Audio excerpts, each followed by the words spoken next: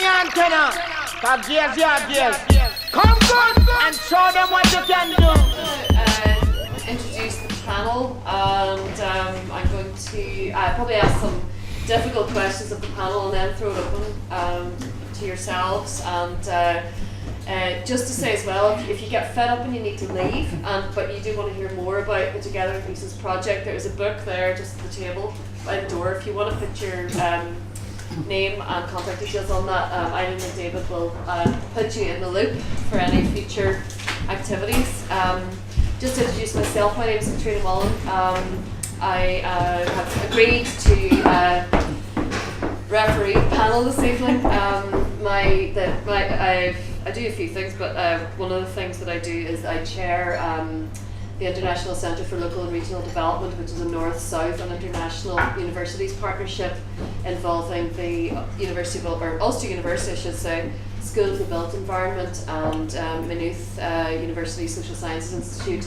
And our interest is in promoting planning and the built environment and the development of the built environment in the context of peace and reconciliation and stability, which is sort of why I have an interest in this film. And Eileen, Walsh and David Dryden, who you will recognise from earlier, are the filmmakers of Together in Pieces, and amongst other things, I can't really sort of go into the other things, but that's why they're here this evening. Omar El Masri is a PhD student with the Ulster University School for Transitional Justice, with an interest in the area of street art. And Bill Rolston, who you saw in the film, is Professor Emeritus with the School for Transitional Justice in Ulster University. So I'm going to start off by asking Eileen and David, in a nutshell, why did you make this film? Why did you want to make this film?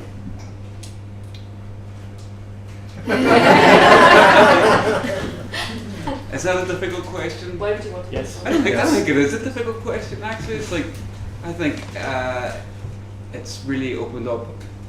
It's actually the subject that everyone kind of has something connected to, in one way or another. That's what I've found from shooting, having shown the film and spoken with loads of people. So it's under the surface, bubbling away, I think, and it's everywhere, it's like wallpaper. You just get used to it, and the political slogans and things. So I suppose we picked it out and wanted to, look behind the surface a wee bit. Why are these things still here? Who are you saying them? And it leads down the rabbit hole of graffiti, what's going on, changes in our society, and then how they're reflected kind of globally, I suppose. And but I just wanted to clear up the bog side in Derry. I just kind of walking around all the time and seeing the same things painted out and repainted, and figured I was kind of sick of seeing them, and it was a good opportunity. We then collaborated and sort of came up with. She's the journalist, basically. We came up with all the goods. Okay, Eileen, you want to respond to that? I think both of us kind of live very near the city centre, and actually David's house overlooks the walls, and given that we're supposed to be in this kind of post-conflict society, which we learned very quickly that you weren't allowed to say, because apparently we're not, because it isn't all over, or some people think it is. So things that you kind of thought were true, you kind of scratch a bit and you kind of go, well, actually not everyone thinks that. And so there we were in the midst of City of Culture, the UK City of Culture and all that, and there's still on our historic walls in the city this huge graffiti painted, dissident graffiti, obviously, like in Cuba, massive letters. We're kind of going, God, what is this about? Like, who's writing this stuff, and why are they writing it? And what do people feel about it? Like, what do the people living in the community think of that? Do they approve of it? Do they not like it? What effect does it have on children? What do visitors think of it? And we kind of thought, God, this is really interesting. Like, we should really look into this. And then, like, the more we kind of noticed that, then we started noticing all the other graffiti that until then, I guess, you kind of don't really notice it. It's kind of subliminal. It's there, but you don't notice it. And the more we looked, the more we saw, and it actually got me really annoyed, because the thought of children walking past this kind of subliminal advertising for paramilitaries really, really, I just found it atrocious, and we both did, and we just began looking, but the more we looked, the more even what things that we thought we knew about our own place, we didn't know, and so we decided, we'll go off and film in such and such a place, we're going to get loads of graffiti there, and off we went, and we couldn't find any, it was all gone, and we were kind of going, God, I thought there would be loads of graffiti there, and then we went back another day and it was all back up, and then we went back a few days later and it was all gone again, and then we were going, God, someone's actually still writing it up, but then there's someone painting it down. So who's doing that, and who's still writing it up? And just the more we looked, the more interesting the whole thing got, and then we just made a film then. It was like a very short film. It was a very short film. It was kind of hard to put that much stuff in the one film, in such a short film. Yeah. That was really, a real challenge, But anyway, very, very interesting, and so not all isn't as it seems. Omar, what jumps out about this film to you? Well, so just real quick, so by my accent you can tell that I'm not from here. I hope to be part of here, in terms of long term. But what's interesting for me is when I first moved to Northern Ireland, I noticed something that's almost something a lot of us internationals feel whenever we live here, or we live here. It's the idea of this cultural dislocation.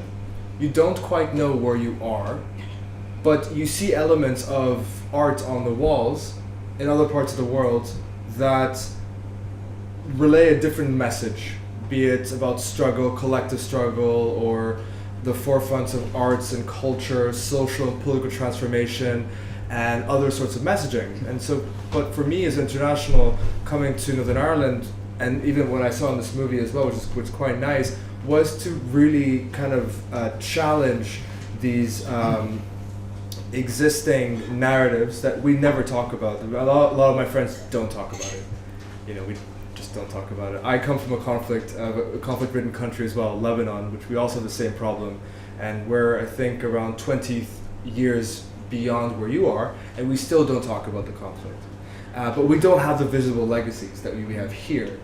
And so something that you said that actually was quite interesting, this idea that it is almost kind of subliminal. People have already made that conscious decision psychologically that they're not going to traverse in a certain area, but that doesn't prevent them from living their lives, and doesn't prevent them from actually picking up new tools of expression, as the graffiti writers have done here in Northern Ireland, as well as the contemporary street artists that I'm currently researching.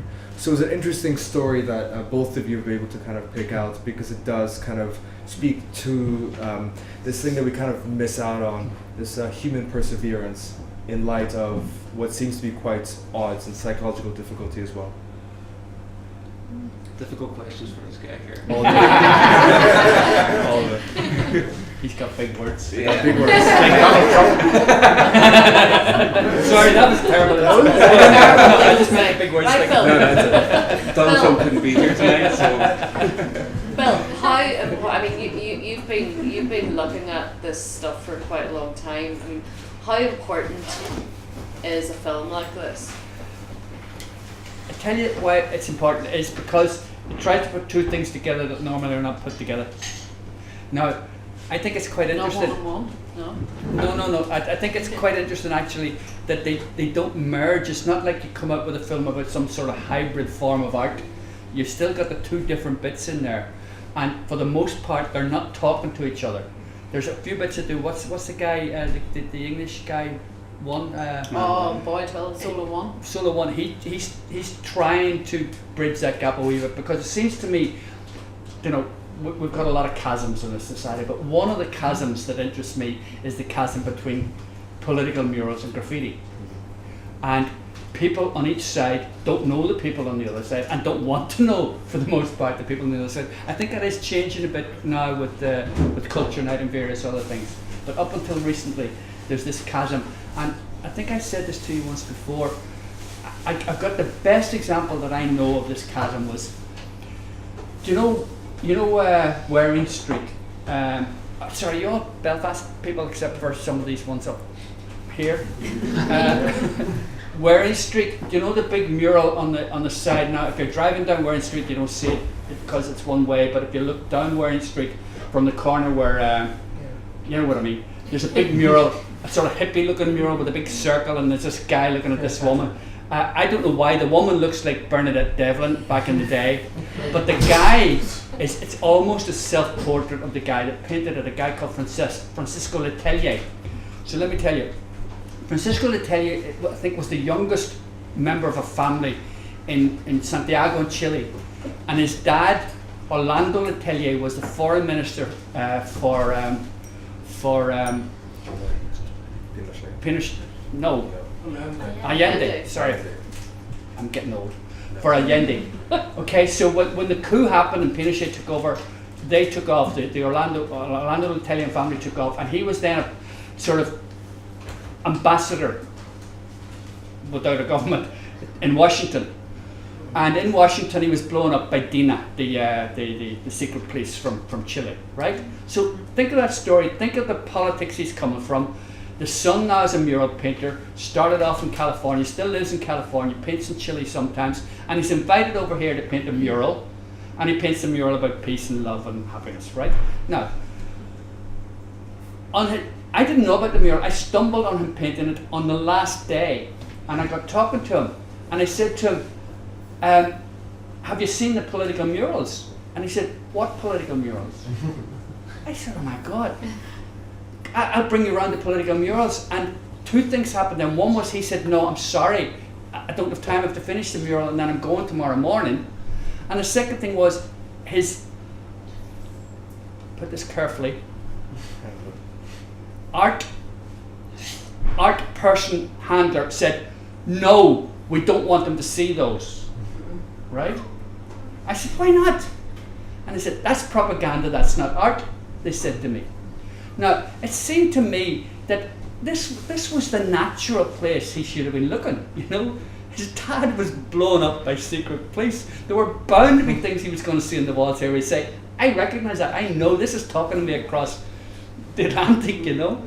And so, to me, that was the best story I ever remember, or the best encounter I ever had, of that chasm that existed here between the two sets. Now, and it works both ways. I mean, there's an awful lot of, all the political murals are done by paintbrush, you know that. But the very first rejection of graffiti by a lot of political mural painters is, they use spray can. You know, so, duh. I mean, but you know, no more debate, that's it. No more. Anyway. Okay. So the politics of the spray can versus the politics of the brush. Eileen? Well, I don't do either. What would I know? You know. Okay, listen, I'm going to throw it open because I kind of sense that there's a lot of heavy listening going on here. So I'm going to throw it open. Thanks very much. That was very, very interesting. Thank you. The point that seemed to strike me, I think Bill touched on it, where the handler refused to let him see the political murals. And there was such a thing called propaganda. Now, the people that rule us, they don't do propaganda. We do propaganda, but they don't. They tell the truth. Does it not seem to me, and I had 2 postcards, and there's a section of 8 murals on them. I think most of those murals have now disappeared. And what we're now getting is pretty colours. It really says absolutely nothing either about the past or the present society that we're living in. And I have a strong suspicion that if you're going out with the NIO, and what you're now getting as an end result is what NIO call art. But it's not really. It's fake. Because this is a very violent society. It's a very, very divided society. And I think art, at least, however badly, should be a reflection of the past and the present. And I think there's enough walls in Belfast and in Northern Ireland to paint anything and everything. The other point about it, and they never touch about it, and I'm going to talk about a mural many years ago that I saw in Italy, which was a fat capitalist with his trousers down, shitting on the burgers. And the graffiti said, they pay us shit wages. Which I thought was very, it's called, they actually send in the bulldozers. You know, it didn't last long. Now, if there's one thing, and we live in a society where we get the lowest average weekly wage in the United Kingdom of, and I use the word advisedly, Great Britain and Northern Ireland. Now, do you have any comments on Ireland? I think what you're doing, it's nice, it's pretty, but it says absolutely nothing. It's like the paintings that you see in public restaurants in Belfast, where the paintings are nice, but it says absolutely nothing, because it's not a nice word. Can you just take up a few of the ideas there? First one to tell me that I'm speaking nonsense gets mine. Speaking nonsense.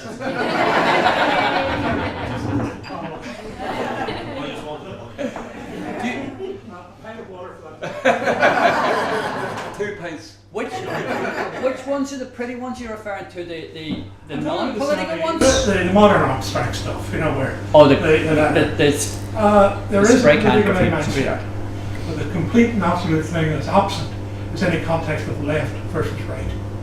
And they do exist in this society, but they don't exist in the murals.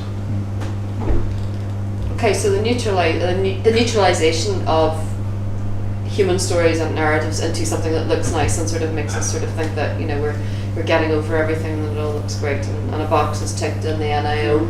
What do you reckon? I remember when we were doing work on this film as well, at the same time it coincided with all these magic re-imaging projects that were popping up, you know, and again, artists find it very difficult sometimes to get funding to do projects.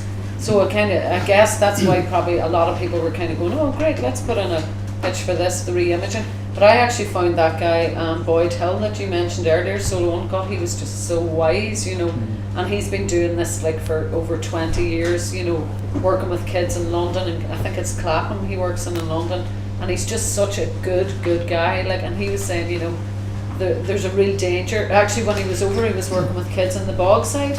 I think he worked around lots of different areas this particular time. He did that mural, you know, I don't know if you noticed the one of the Bogside, but what he was talking about actually is exactly that. He was saying, you know, there's a real onus now on the authorities to kind of clean up areas, to regenerate areas, and they've seen that that street art kind of thing, street art stroke graffiti works. You know, so they thought, oh, let's kind of re-image these communities. What are we going to do with these paramilitary murals, etc.? Let's clean it all up and everyone will be happy. But actually that guy, I just found him really interesting. He said, he was kind of saying, be really careful, you know, because these are communities that have a lot of hurt and pain, and also a lot of stories, like, and they have a lot of culture, and they have a lot of life has gone on there. And you know, to come into an area like that, for example, the Bogside, with the kind of atrocities that have happened there, as in many other places in Northern Ireland, and to kind of whitewash it out, you know, to kind of paint out the bad things that happened to make it more tourist friendly.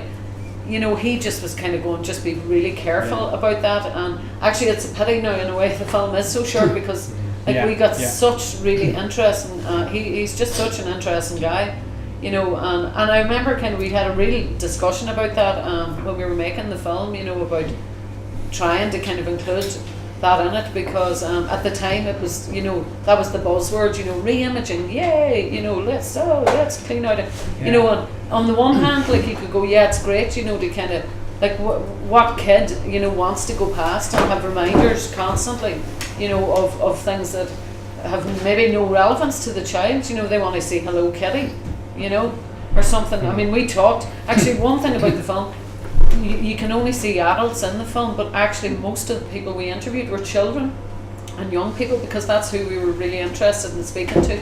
But we actually made a decision afterwards to not have any of the children in the film, because one particular child was kind of afraid that they would be bullied after, you know, because it's one thing adults talking on a film, but kids in school, you know, they could get bullied, and again, because of the segregation issue we have here, so we just kind of made the decision, no, we're not having any of the kids in the film. We may use their voices, you know, but anyway, don't know if that kind of answer There's your a question? lot of criticisms can be laid at the door of the NIO, but actually this isn't one. They're not the ones directly behind it. It was different government departments who sort of pulled the money for re-imaging that was then administered and worked out by the Arts Council. Now, at the very start, I remember arguing with somebody about this and saying, look, as far as a number of these departments in Stormont that were paying for the re-imaging programme was concerned, they would prefer if there wasn't a single mural in the north, because they associate murals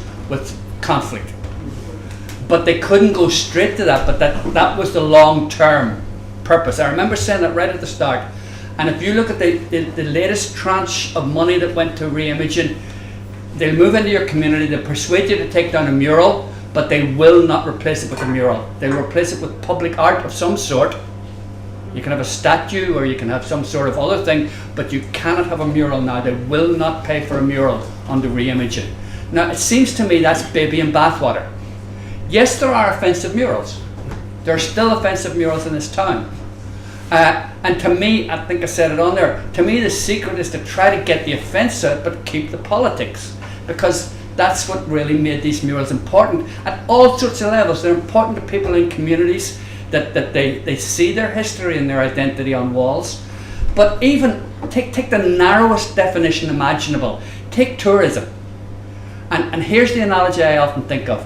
How many people have you ever met who went on a safari in East Africa and came back and said, I've got some really gorgeous pictures, and you say, oh great, great, what have you got, what have you got? I've got pictures of the pussycat in the bed and breakfast I was staying in.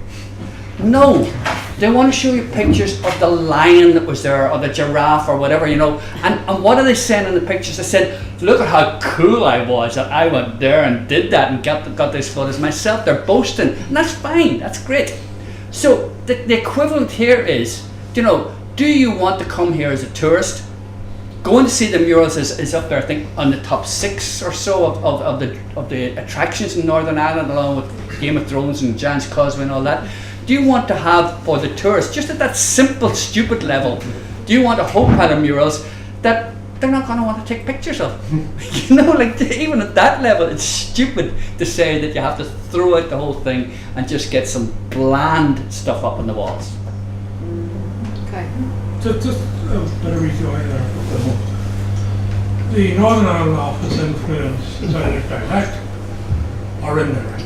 Yeah. A lot of it doesn't hit the minutes. But you can see the result of it, particularly the murals, just how successful they have been. And already there's a direct result. Financing, we will not replace them unless the replacement is to our satisfaction, either through the Arts Council or either through the Community Relations Council. It is a fact that for 30 years, any artist who wished to paint troubles didn't get public funding from the Arts Council. To paint what? Any artist who wanted to paint, I missed the word. The Troubles. The Troubles. Sorry, Any yeah. artist who Yeah. wished to paint. And I must admit, I laughed at the brilliance of it. And as regards your point of view, Bill, let me know when the NIO have successfully squared the artistic and political circle. Because I think they're going to lose. And I think already they are losing now. Listen, sorry, I do apologize. I ramble on. That's fine. That's fine. No. It's been. These are all valid questions that the film raises. You know. Does anybody else have anything they want to ask or throw out there, or shall we just make it up as we go along? Okay, we'll make it up as we go along. We can't just have one question from We the can't audience. just No, one. that we can't. Just one point. All of our political graffiti is very sort of localized, and we're very obsessed about our own local history and everything to do with our own local history. And it's very well known outside for our political graffiti. I mean, there's a lot of political things going on at the minute. You'd almost ask the question, why isn't there graffiti to reflect what's actually happening at the moment politically, given the context that we're in? Where is that graffiti, given that we probably might be unique in having a platform to promote these different things and promote the art to reflect that? I mean, you've got people like Banksy having the, what is it, the walled off hotel in Gaza. No, Yes, in West one- Bank. West Bank. West Bank, sorry. So you get that, you know what I mean? And here we have a massive platform. He's promoting one specific aspect of that. Then we've got sitting here sort of, as you're saying, we're replacing one with sort of painting daisies in nicest and flowers, and one of the most, complex political eras that we're entering into, and then we're not seeing anything. It's almost like, we're only interested in ourselves. We're not interested in the world. But actually, a lot of the graffiti artists aren't political, or they don't use the wall. They're not interested. An awful lot of them I'm not even aren't. saying the graffiti artists. I'm even saying the political graffiti artists. It's almost like their entire context is local, rather than understanding, that they have a platform that's actually globally people are looking at them, but they can't actually imagine that they are, beyond their local conflict and can't see their art beyond the local context. No, please, if you want to. That's Well, it's an interesting question because it is nuanced, and we have to remember that we're throwing the word art around like it's flippant. What does art do? Is art meant to, in the context of Northern Ireland, does art have to take on the loudspeaker of political messaging? It might have worked in some contexts, and some people would even kind of argue, would that even be considered art? Is that just merely propaganda? Yeah, but I mean, when this originated, people did not consider it art. This was entirely a platform for them to make political statements.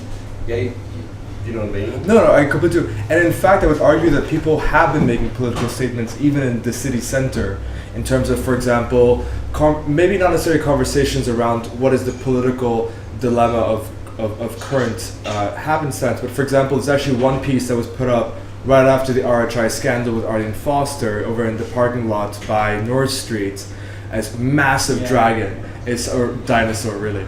But I mean, that is political, if you want, political messaging.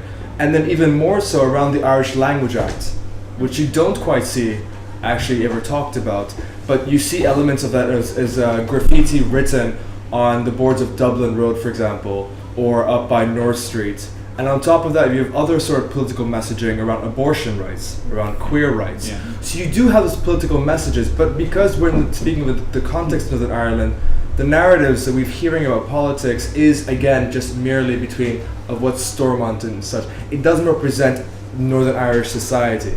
And so you do see elements of that, but we don't actually, I think it's either psychological or we don't actually acknowledge it. The mere act that street artists and graffiti writers are able to paint in the city, like the city center, for example, which would be considered, is designated as a shopping, mecca for people to go out and shop until they drop, and then from the hours of 9 to 5, and then the city shuts down. That's a political statement as well. What's about the social relation? People can interact with each other. There's not almost an encouragement of interaction. Yet you see street artists descending and actually painting on the walls, either through paste up as stickers or wheat pasting, and throwing up the different messages on as well. That act itself is actually considered political because it challenges the way that we look at living in a post-conflict environment, or rather a society that's moving towards peace. And what that peace looks like is up for grabs. So I would almost kind of caution the way that we frame art, and in respect to what actually is presently going on. Yeah, I'm going to use my position as chair here and sort of join the conversation a wee bit, because the thing that strikes me in listening to the conversations, and I suppose in terms of my own thoughts about this, is that there's a distinction between the sort of the organised art or imaging that happens and the spontaneous, unplanned act of expression, to me. And one of the things that I find really interesting, even in terms of the film, and the notion that the walls of Derry are a thing to be protected, we shouldn't deface them because of the vandalism and everything else, but actually I live within sight of the walls, and for me it's a really interesting canvas. And yes, okay, it does, writing on the walls does damage the stonework, but as a canvas it is incredibly interesting to see what goes up there from time to time, because it is spontaneous. And for me there's something about you know, in the context of Northern Ireland, is where are the spaces where that spontaneous expression happens or can happen, and where are the spaces where it only goes up if it's planned and agreed. And there's something about young people in the middle of all of that, you know.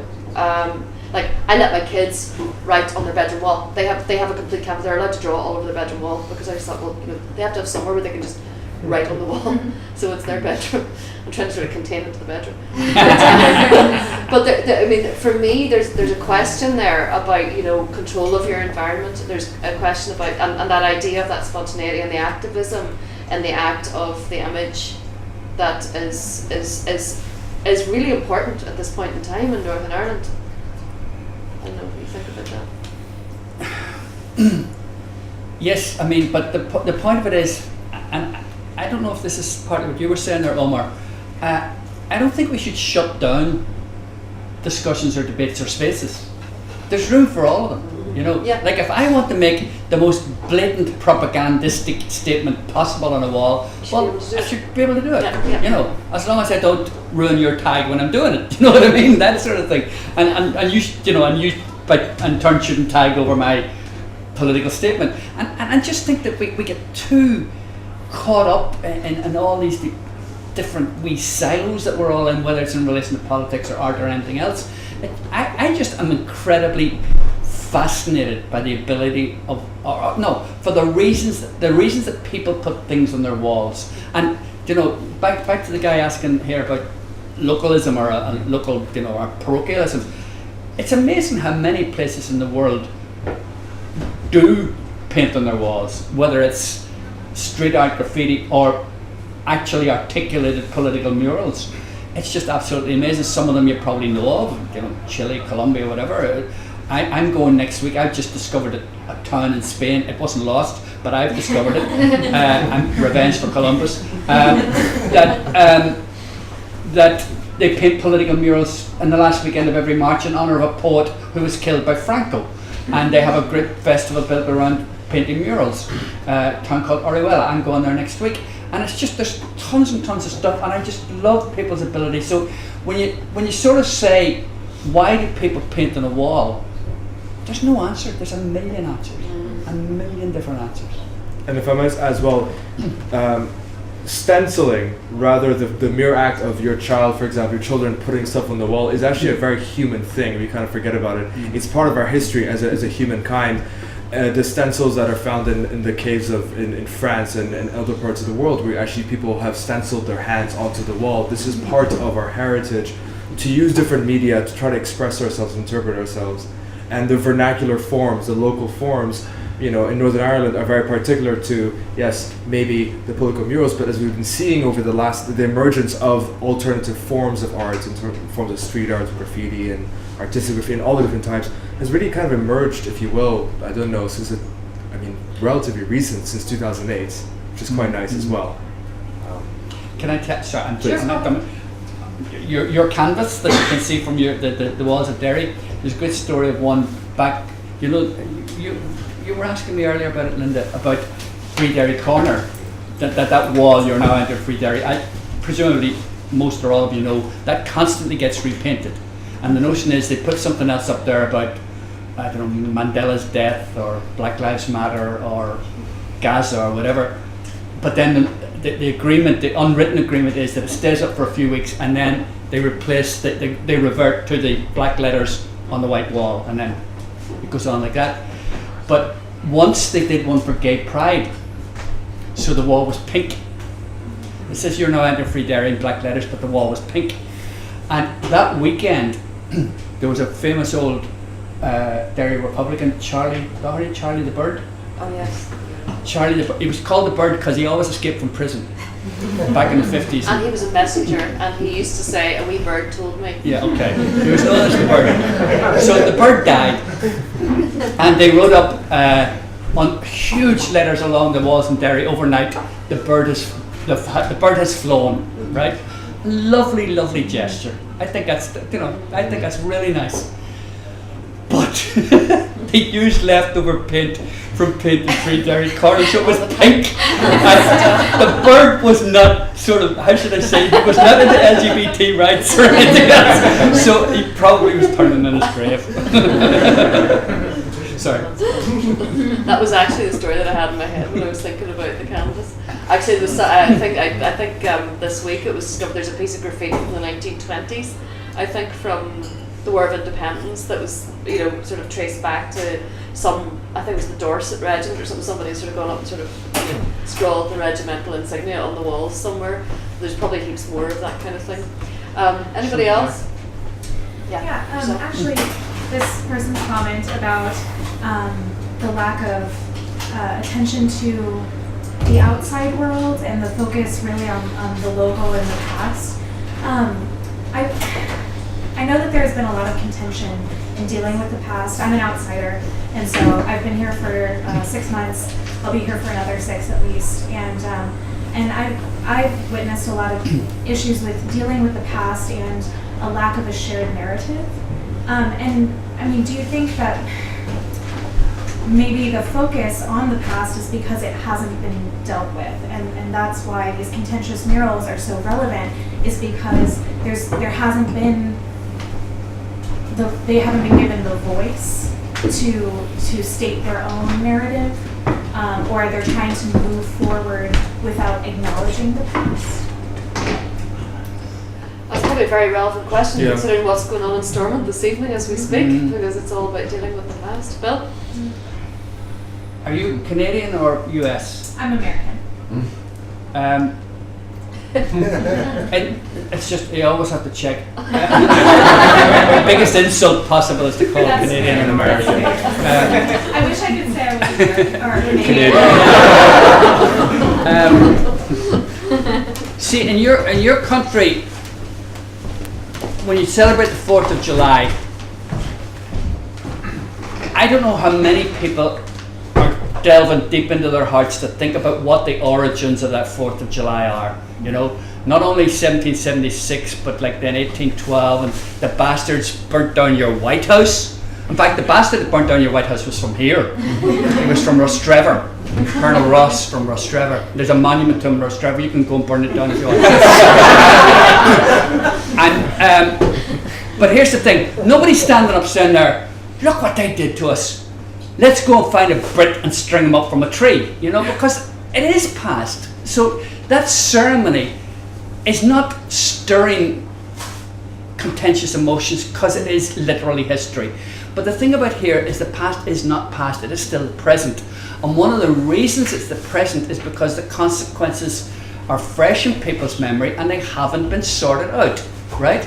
If your brother was shot dead, for example, by the British Army, and they said that not only was he a bad person, but you were a bad person every time you asked, why did you shoot him dead? That's not history.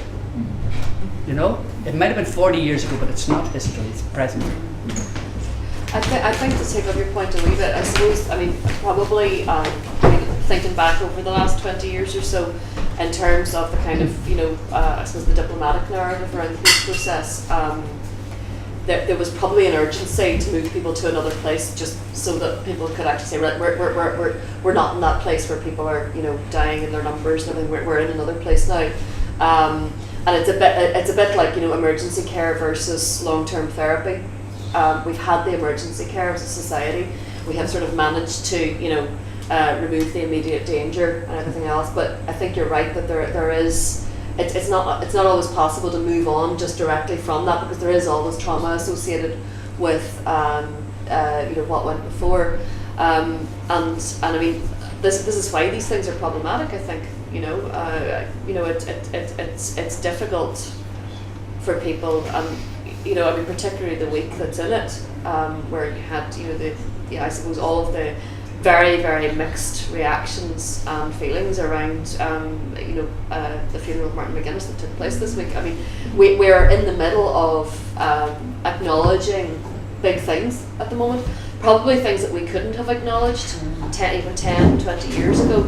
But I do think there is something in what you've asked, and you know, it's one of those things that reminds us that we're still there is a process there. It's not something that's just done and dusted and we move on from it. It's all, you know, lovely and, you know, pretty colours and, you know, we're all grand, it's fine. I'm sure that was 20 years ago. It's really quite recent. Eileen and David, do you want to comment on that? David's been very quiet. David, you have been very Very quiet. quiet. Yeah. I don't know. Well, I think like What?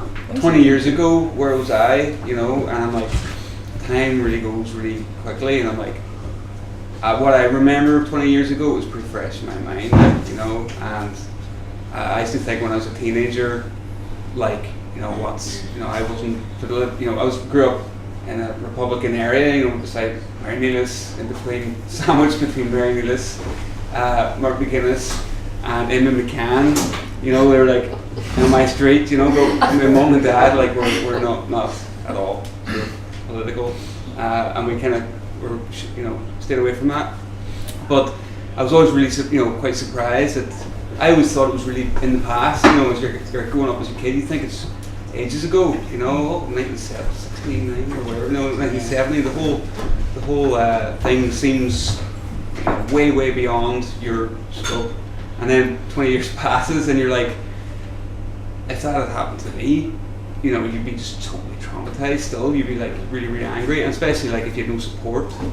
You know, so I think like, yeah, just that idea of kind of, it is, we are living in that existing history, you know what I mean, and it's not past, it's very present, but it's very important to just reflect on that. I think people are really repressed in their abilities to express themselves.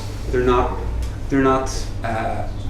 basically, I mean, your voice, the voices of the people were always suppressed on national TV. You know, you grew up with that, so you grew up with a feeling that you can't express yourself, you're not allowed to express yourself, and so I suppose I think people should just be taught. We have to start learning how to, you know, express ourselves in different ways. You know, that's, I suppose, like, that's maybe why the whole arts thing is such a big deal here, and if we cut the arts, it's going to be a whole shambles. And then, but I think the whole idea of having art in your life, it's I don't think it's really explained too well. I think like they're not really emphasizing the importance of it for your mental health, for all sorts of reasons, you know, and it's just become an arty thing for kids or for students or for intellectuals.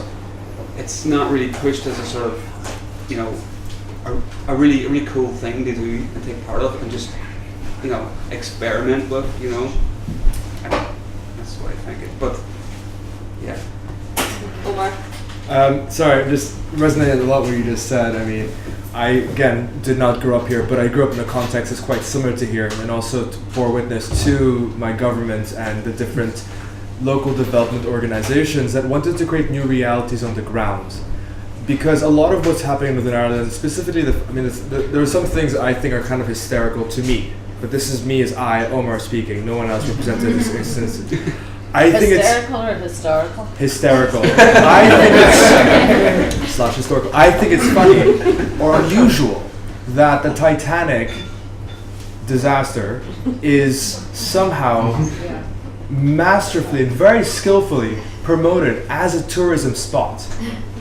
Right? At the same time, the DeLorean Motor Company as well. These are failed institutions that somehow or another have been used to prop up an industry, and tourism is really a big part of it. The political murals are spun. Like, that is actually something that the government uses as tourism revenue, as money. It's unusual. This is this cultural dislocation that you are currently experiencing. I'm, again, not trying to speak for you or on your behalf, but there are certain realities on the ground, and those are made incredibly visible in the city center itself.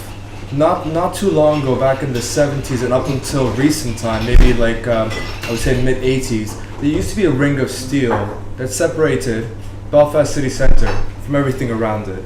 And this was actually used to prevent the IRA from bombing the city centre, the commercial hub of Belfast for that matter. Another reality existed in terms of this transportation link that kind of created this idea of the city, the donut city, Belfast being disconnected from the other suburbs. Even the conversations about Belfast never really incorporate, or even psychologically, you never think about east, west, north, or south. They're completely separate. There is, I think, a desire to move forward, but through government initiatives, through regeneration, through redevelopment, while keeping this conversation of the legacies of the past very much the same way the population still feels today, as fragmented, as segregated.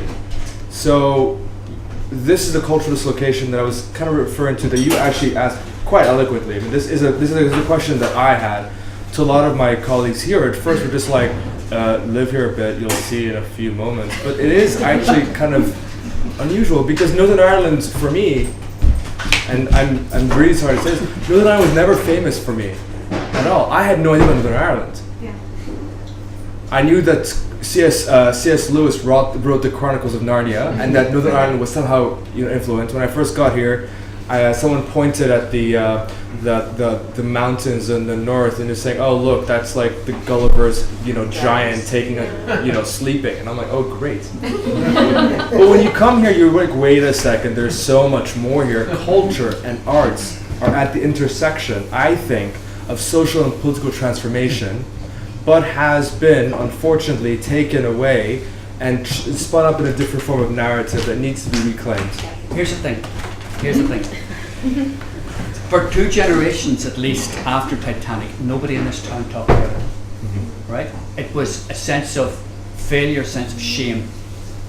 It's only in relatively recent times that Titanic has been quite deliberately resurrected as a tourist project, from the top down, not from the bottom up. And now from the bottom up, people are embracing it in various different ways. But for a couple of generations, it was not talked about. Now here's the difference though with political murals, for example, and a number of other such things. The not talking is imposed. Oh, for sure. Then the not talking about the Titanic was a natural reaction, a popular reaction. The not talking about the war is imposed from the top down here. And that's why you get the re-image, and that's why you get a city centre that is conflict free. You think of some of the things that happened in the city centre. Oxford Street, the Abercorn. You walk by, there is no memorial to the Abercorn where it used to be. I don't know if you remember where it used to be. There's no plaque down at Oxford Street, unless one's gone up since I was last there in the last couple of months. So this is a what's the word? A hermetically sealed zone where you do not mention the war no matter what. But now it seems to me that that's very different from not talking about the Titanic for a couple of generations. So this is policy, right? Anyway, I don't know what I make out of that, but So this is interesting as well. The story, like the progression of narratives and the point at which it becomes possible or permissible to talk about something. That is a really interesting perspective on something like the Titanic, which probably was taboo for a few generations. And we're now, we're sitting in the centre of Belfast in a bar having a conversation that I know for a fact I could not have had in a bar in Belfast 25 years ago. Okay, so there is something about knowing that you are having, by having a narrative, you are actually, in a sense, part of that progression. I mean, I studied in Dublin in the early 90s, and I remember, being from Northern Ireland in Dublin in the early 90s, pre-ceasefire, people going, "You're all savages." I mean, you really were. You were just, you're all savages. You're all killing each other up the north. It was like, hang on a second. This was like the 1990s, so it wasn't that far away from the Civil War, but there was a complete non-discussion of it. And what I think here in Northern Ireland is that we have taken a slightly different, more discursive route. Yes. There's somebody down. Can you give me one more sentence, please, because it follows exactly on from what you said, which is where we're sitting here. This was a little working class bar where men from Unity Flats would walk down, have a drink, and walk back up. A number of people were killed leaving this bar, right? You wouldn't know that coming here to all the different events, right? So there's a big question sometimes very, very small things, sometimes very, very big things. What gets remembered? What gets officially remembered? These are huge questions in any society. Is it not a danger using the walls, especially the artificial walls, as a blank canvas, as a reinforcement of that division? Very good question. Yeah. It's a very good question. I mean, you talked about the city centre being a basic neutral zone, but you know, by all virtue, that came about because the government's basically decreed that. And the first act of that was obviously the Castle Court, and that was basically the basic formula. So, you know, are we basically enforcement division? Which do you want?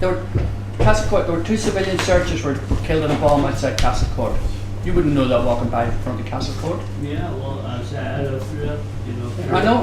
No, I'm not trying to put you. I'm just saying that which would you prefer? Would you prefer that we say let's not talk about it, let's not forget about it, let's not talk about it, let's not paint about it, let's not memorialize, or would you prefer let's try to memorial, let's try to paint, knowing that sometimes we'll get it wrong and sometimes we'll offend other people, but that we're trying to struggle with memory. What I was trying to say was there's walls within the city. I think there's 50 last time, artificial walls. Yeah. And they're basically being used as a blank canvas. So by that, you know, is it an endorsement of the wall?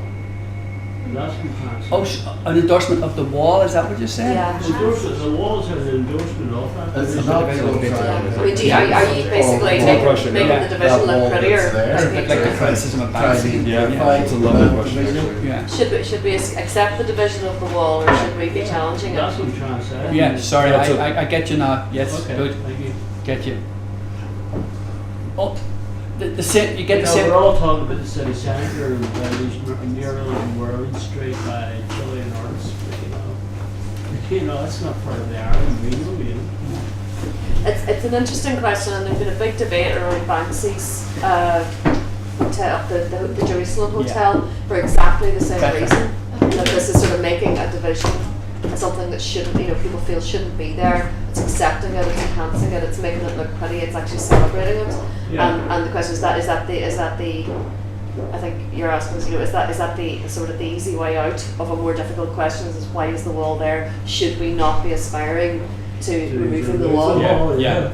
No, it's exactly. it's absolutely it's one of those enduring questions that But- 20 years later we still have peaceful. But is it like, maybe it's you know, it's a progression at least, you know, it could be a step in the right direction. Sorry, it's probably a cliche or something, but I'm sure if people got more interested in art, they would see that there's more things that you can do than, you know, just in art to tackle difficult situations. You know, you can take a spray can, you know, and that's what it's all about when you first start off. And you do your bit of graffiti, and then maybe if you mature and you start doing a mural, and then you start doing sculptures, or you know, you start getting really into it, and that's what there should be now. You should be modern art, you know, but like stuff that's tackling issues of this wall. You know, why aren't they like? I want to do some sort of weird, crazy project, you know, like you know, spray foam or something just off the top of my head, you know, all over the walls, and you know, and create a hobbit's hut or something like that. You know what I mean? And just like it's a point. That's the next movie.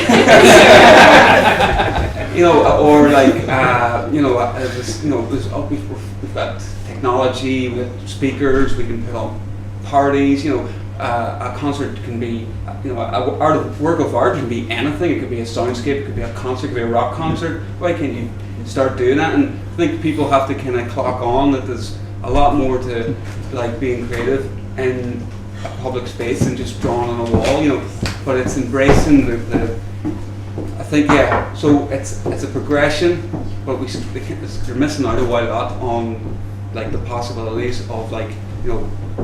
We're very creative, everyone's very creative, and getting together and kind of, I suppose we're losing out on a lot of intellectual people. Like a lot of people have left Ireland and a lot, you know, and they're in their droves, they're heading off to other places and do brilliant things, you know, and if we could only keep some of those brilliant minds, you know, and they would be able to come up with great ideas, you know. But I think, like, once you get to that point, we're still at a point where there's lots of, you know, stalwarts or, you know, people in high power and positions of power who are kind of, they just wouldn't get it. You know, even if you tried to pitch it, maybe they would if someone did, or. But I think there's a little bit of, I suppose, you have to be sort of really famous or something to do it, you know, to get away with it, or have to be really safe or something, you know. I just want to come back on that point as well. That, I mean, I appreciate as well that, you know, where we are as well is all part of this sort of, you know, controversy about how does the city get regenerated, and, you know, how do we plan a city for people to share it, and what do we mean by shared space. And one of the big divisions has always been in Northern Ireland that, you know, we might have shared public spaces, but we haven't managed to be able to crack shared residential areas. And, you know, I don't think anybody has an answer to that, but I think it's a very, very good question, and one that I think we're really not. You know, it would be great if we got to the point where we could have those kind of debates, wouldn't it be? Some years ago, I keep bringing it back to your city. Some years ago, Free Derry Corner was repainted by a couple of spray can guys from the US who did all these planets and asteroids and everything. I think. Was Man one yeah, one of them? yeah. Do you remember that? And somebody told me, tell me is this right, somebody told me that some of the citizens of Derry were most annoyed at this because they thought it was taking a piss out of them, that everybody in Derry thinks it's the centre of the universe. And that's what the statement was on the wall. Was that right, or was I just told a false story there? Fake news. Anyway, it's a good interpretation. Here's my point. I think sometimes we do think in this sweet kip that we are in the centre of the universe, and we are not. If you're from somewhere else, or if you go somewhere else, you find out there's a big world out there that is so different in so many ways. And I mean, some of your ideas there would get you locked up, you know, in the conservative wee place that we live in. You know what I mean? And no, I'm being a wee bit. I'm working on it. I'm being a wee bit flippant. I mean, like we don't, you know, if you use the metaphor of a palette in relation to art, we use a very, very tiny part of that palette. We really don't. And which is why I think, as somebody who's not really into graffiti the way, I'll be honest with you, the way I am into political murals, I think it's such a wonderful development that we now have all sorts of different street art here, that has taken off, especially with Culture Night, and that it was a wonderful part of what you were filming there, the festival in Derry. It's brilliant that these things are happening. I mean, as somebody said earlier, there's so many walls. I mean, there's all sorts of scope out there, and maybe then we might end up a little bit less parochial, a little bit, not a lot. Okay, I'm going to give the panel each one final comment, and then I think we'll bring it to a close, but you're very welcome to stay. We'll be hanging around, and you can come and continue the conversations. One more person. Did I have a hand up? Well, just before you close, just on behalf of the Imagine Belfast Festival, I'd like to thank you. I thought the screening was fantastic. I think in 20 years' time that would be superb archive material, really shedding light on this important part of our history. The panel have thrown up so many ideas which really are part of the festival, which tries to blend politics, culture and activism. Plug, tomorrow we have a street art walking tour at 2 o'clock. Some tickets available, you can book through our website. We also have 3 other events. The festival finishes on Sunday. And isn't it brilliant to bring our Derry ones into the heart of the Belfast Festival and actually showcase, you know, it's amazing how the two cities here, you know, there's very little communication. Cultural dialogue between us. So far away. We should have more. There should be more. We should have more. Absolutely. So delighted to have you as part of the festival. Thanks a lot. Thank you very much.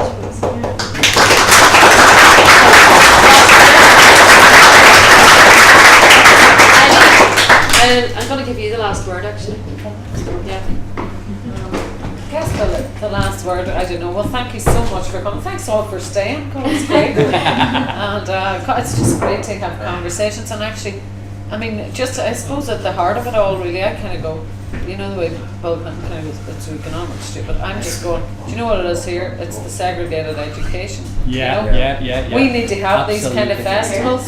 We need to have all this kind of, you know, let's bring 30 people to Dublin on a trip to stay in a hotel, you know, what does that cost? And they'll have like, you know, 4 hours conversation, you know, between the hotel and the bus, and there's so much of this stuff goes on. Like, I don't know what it does. It's like Band-Aid.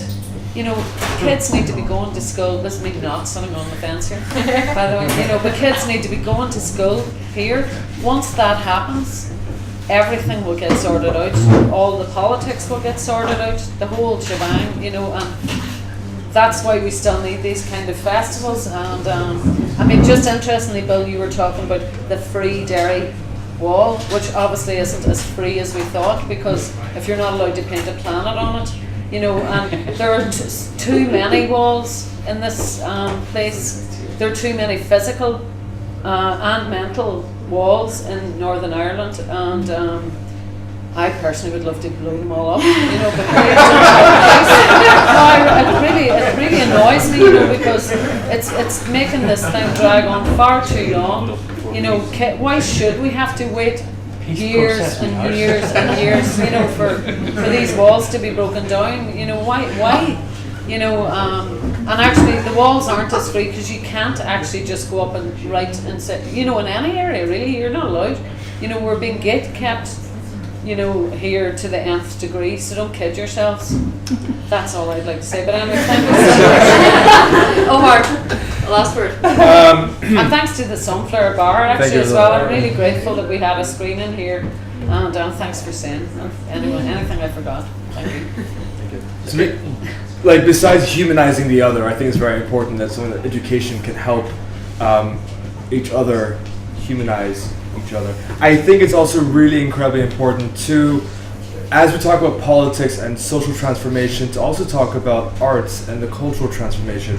These need to be part of the conversation. There needs to be an intersection of arts and culture and social and political transformation together on a regular basis. We can no longer live in an environment where, I think at least, that these conversations are in the foreground, or rather in the background. Thank you. In the background, as we kind of move forward, we need to have these conversations. So festivals like these are really helpful. People like you, thank you, that actually create these fantastic opportunities for people to come and actually talk about really interesting stuff is incredible. For me, as an international living in. So thank you for that as well. Those are my final words.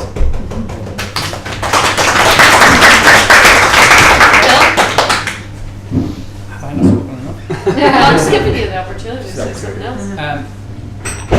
Just a wee sideways thought here. Last year I spent a month in Colombia, and one of the things that I discovered there, and it's in their peace document now, is that they're very big into symbolic reparation. So for example, if the paramilitaries cleared you out of your village and you get a court ruling on it, the government will rebuild your village. But part written into it is that also they will provide symbolic reparation if you want it. And I went to this one little village in the arse end of nowhere, where the proudest thing they had in the village was that they had a mural that told of the history of the attacks on their community, beginning with the conquistadors, right up to the paramilitaries, right? And then the final bit was them, you know, all sunshine and light and walking into the future together. And the government, through the peace process, paid for that mural. Now it seems to me that instead of having a re-imaging program which basically says, don't mention the war, there's an example of how they're saying that people have a right to memory. And not only that, we will pay for your right to memory if that's what you want. And what you want is a mural. Of all things, you want a mural. The right to memory. That's a very good phrase. David? Maybe just re-emphasise kind of connections between Derry and Belfast and just in general. You know, I think that's a thing that should be going on. I don't know, and with things like talks and stuff like this, you know, it's. Thank you for saying that you appreciated it, because I really think this is a value. I think it's. I mean, we get to watch lots of TV, but it's not like a book club where you get, you know, you start talking about, you know, you meet someone who likes Breaking Bad, and you're like, oh, that's so great, you know, and you start talking about it, but it's not really given any direction or any sort of, you know, opportunity to sort of, you know, look into things, and stuff like this is, for me, in a way, it's been really eye-opening learning experience. Okay. Great, so you're all invited to Derry for next year. You imagine Northern Ireland? I don't know what you but no, I think we shouldn't let the Blanchine Pass come between us, and clearly there's a real appetite for these kind of conversations. I am personally delighted to have been asked to come and chair and slightly hijack the discussion from time to time. But again, thanks to Imagine Belfast and to the organisers. I mean, clearly the amount of work that you've done to keep this festival going is incredible. I will personally advocate for anybody to provide funding for this to keep going, and let's spread it out and let's take it across the Blanchine Pass if we could. And thanks again to the Sunflower Bar and to all of you for staying for so long and for listening, and enjoy the rest of the night. Thank you very much.